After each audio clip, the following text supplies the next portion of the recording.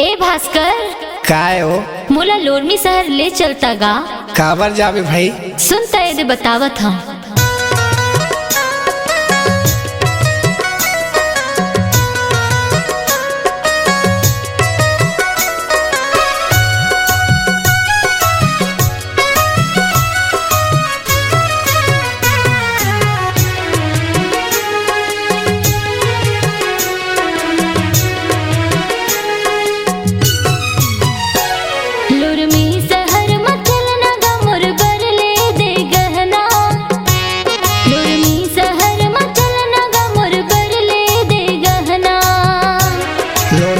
शहर में चलना वो तोर भर ले गहना, लोरमी शहर में चलना वो तोर भर ले गहना।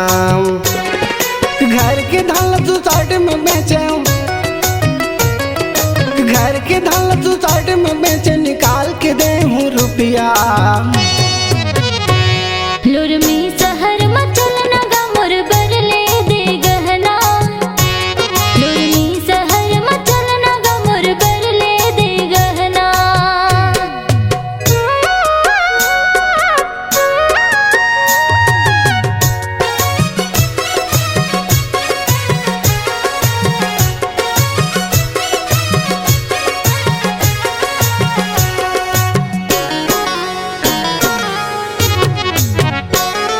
सोनर दुकान देखे नहीं आओ, चल मोला ले जाना, तोर संग में आयो राजा काले वो बताना। का कहे? तोर संग में आयो राजा काले वो बताना।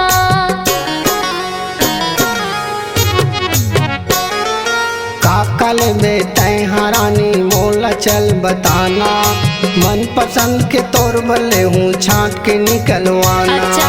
मन पसंद के तोर बल्ले हूँ छाट के निकलवाना। सोनर भैया ले आर्डर गए, सोनर भैया ले आर्डर गए, नगद गेनू रुपया। लोरमी शहर में चलना गा मोर भर ले दे गहना, लोरमी शहर में चलना गा मोर भर ले दे गहना।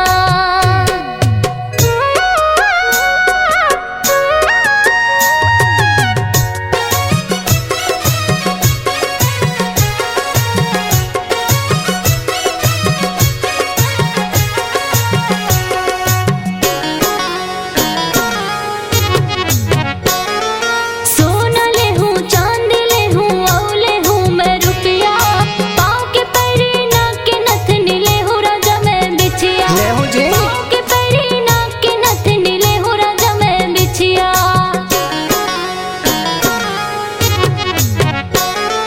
कनिहत करदन तोर बर ले हूँ, कान के ले हूँ लुरकी, गल के हाल चल न ले हूँ रानी मैं मुंदरी। अच्छा? गल के हाल चल न ले हूँ रानी मैं मुंदरी। आंसू के धान ला मोर भर बेचे, आंसू के धान ला मोर भर बेचे, यही हवे मोर कहना। लोरमी शहर में चलना वो तोर भर ले हूँ गहना, लोरमी शहर में चलना वो तोर भर ले हूँ गहना। लोरमी शहर में चलना गा मोर भर ले दे गहना, लोरमी शहर में चलना गा मोर भर ले दे गहना। घर के धान तू साइड में बेचे, घर के धान तू साइड में बेचे, निकाल के दे हूँ रुपया। लोरमी शहर में चलना गा मोर भर ले दे गहना, लोरमी शहर में चल